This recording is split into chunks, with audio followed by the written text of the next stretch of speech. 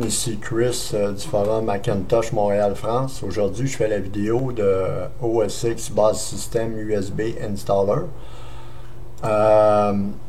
Pour ce faire, vous devez avoir une clé USB de 16 Go et plus et d'avoir un installer OS X du Mac App Store à partir de la version 10.7 jusqu'à 10.12.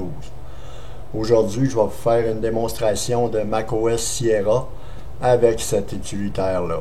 Première chose, vous devez désactiver le Gatekeeper si ce n'est pas déjà fait dans votre Mac ou votre Macintosh en copiant, collant cette commande-là ici dans le terminal de OS X.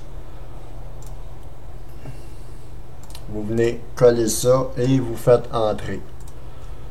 Voici le résultat. Vous allez dans sécurité et vous allez pouvoir utiliser les apps de n'importe où. Très important de faire ça avant de débuter. Maintenant que vous avez téléchargé l'image disque du programme, vous branchez votre clé USB de 16 Go et plus et vous ouvrez l'image disque. On déplace sur le bureau le programme. Aussi simple que ça, on éjecte l'image et maintenant on est prêt à débuter. Fait que voyez-vous, le programme, il est comme ça ici. Fait que tout ce que vous avez à faire, c'est de bien lire les étapes. Et comme ici démontré, qu'est-ce qu'on veut faire, c'est créer une clé USB d'installation ou utiliser le Post Installer. Je refais la vidéo aujourd'hui parce que le programme, il intègre le Post Installer directement. Avant, il était copié sur la clé USB. Puis aujourd'hui, tous les programmes intègrent le Post Installer, fait que vous pouvez l'utiliser directement avec cette option-là ici.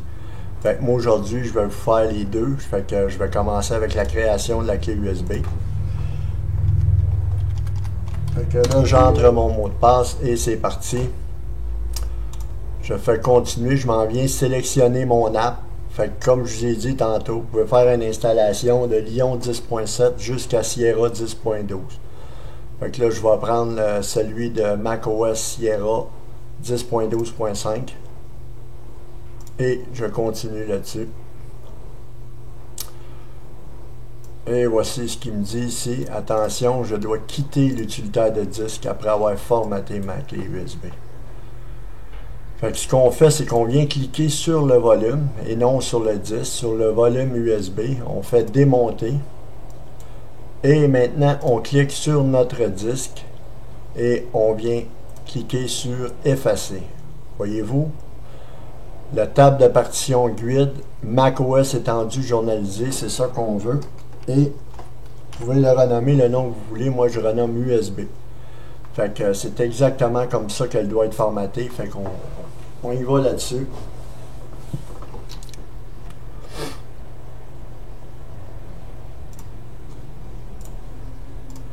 Et c'est parti, mes amis. Maintenant, il me demande de cliquer sur Restore. Venez chercher ma clé USB que j'avais renommée USB. Je fais choisir et maintenant je confirme que c'est bien cette clé-là. Voyez-vous, elle a été renommée USB disque. Et je mets mon mot de passe et la restauration va s'effectuer.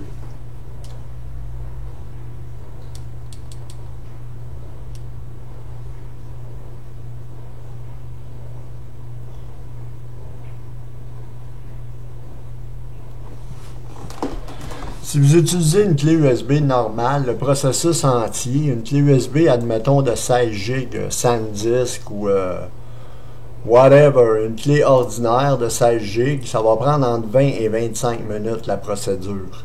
Ça, on peut fermer ça ici quand OS X Base System roule. Vous pouvez le fermer comme ça. Ça ne donne rien de le laisser ouvert. Mais on n'éjecte pas la clé, là, on la laisse comme ça. Fait que ça, c'est ma clé USB qui a été renommée présentement OS X Base System. Parce que la base système va être restaurée dessus présentement. Fait que comme je vous dis, moi j'utilise un disque dur externe de 320 Go. Fait que ça va beaucoup plus rapide qu'une clé normale. Ça va me prendre à peu près entre 3 et 4 minutes la restauration de la clé. Tandis que si vous utilisez une clé USB de 16 GB, ben, ça va vous prendre entre 20 et 25 minutes.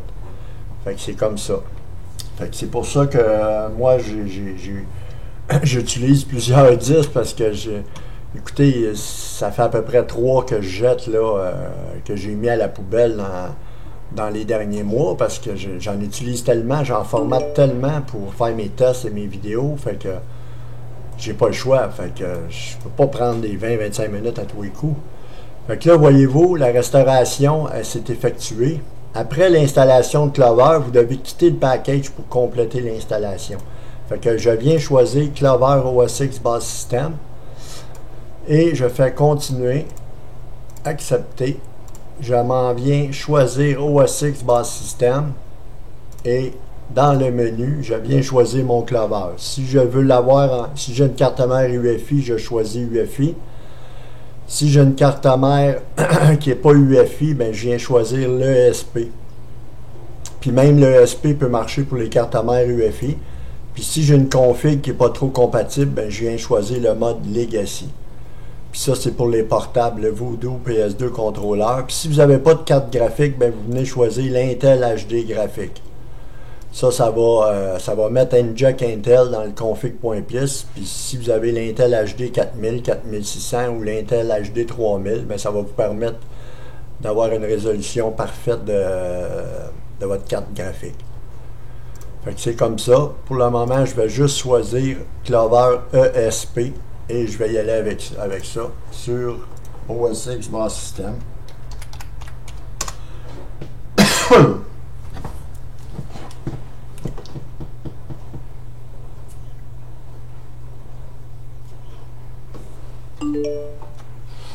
Et c'est terminé. Et voyez-vous, OS X Base System complété, terminé. Maintenant, vous pouvez enregistrer le log du programme sur le bureau, comme vous voulez. Fait qu'on enregistre le log, on va voir ce qui s'est pas. Vous pouvez voir si jamais vous avez une erreur dans le programme ou n'importe quoi, bien, vous envoyez votre log. Et la partition FI, elle est ici. Ça, c'est notre clé USB qui a été complétée. Parfaitement complète. Et la partition FI qui contient Clover en mode ESP Clover V2.4K 4064 FI Bootloader. Dans Clover, on va aller voir les kex, voyez-vous. Le fake SMC, il est là. Il est dans tous les dossiers. 10.12, 10.11 jusqu'à 10.7. Et le config.pis est ici. Si on a des choses à modifier, c'est là-dedans. C'est dans ça ici. Fait que tout ce que vous avez à faire, c'est que vous éjectez, vous rebootez sur cette clé-là, vous installez macOS Sierra. Après, vous rebootez, vous vous servez de la clé USB pour rebooter sur votre nouveau disque, du coup que vous avez installé Sierra. Et avant de faire ça, vous prenez OS X Base System DMG, vous venez le coller ici. Pour être bien sûr que quand vous allez arriver sur votre nouveau bureau, bien, vous allez pouvoir utiliser le POS Installer. Fait que là, vous faites ce que je vous ai dit, vous installez Sierra. Et du coup que vous arrivez sur Sierra, sur votre nouveau système, vous déplacez l'image 10 sur le bureau, comme qu'elle est là ici, et vous déplacez OS X Base System.app sur votre bureau encore, comme j'ai fait au départ de la vidéo. Fait que maintenant, vous le réouvrez encore et vous venez choisir POS Installer. Dans le POS Installer, vous allez voir, il y a beaucoup plus d'options qui vont nous permettre d'avoir notre réseau et aussi pouvoir utiliser des options pour les ports USB. Fait que ce que vous venez faire, c'est que vous venez choisir votre Clover. Si vous avez fait une installation UEFI, vous venez choisir Clover UEFI. Pour le réseau, c'est dans les networks Clover UEFI ESP ici. Puis ici, ça c'est pour les si vous auriez fait une installation Clover Legacy. Fait que moi, mon réseau il est ici.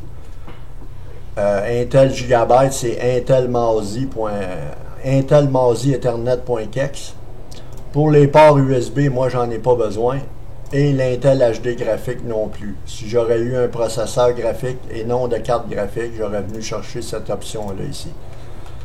Fait que c'est comme ça, mes amis, vous installez sur votre nouveau disque. Fait que vous n'avez pas besoin de changer l'emplacement de l'installation si vous avez qu'un SSD et que vous êtes directement sur votre système.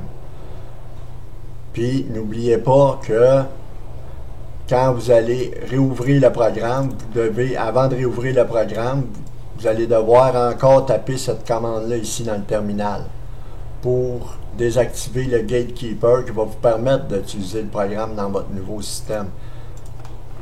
Fait que c'était ma vidéo, mes amis. J'espère que ça vous a plu. Je vous souhaite un super bon Hackintosh et j'espère que les programmes vont vous plaire et que ça va bien faire votre affaire. Merci beaucoup. À la prochaine.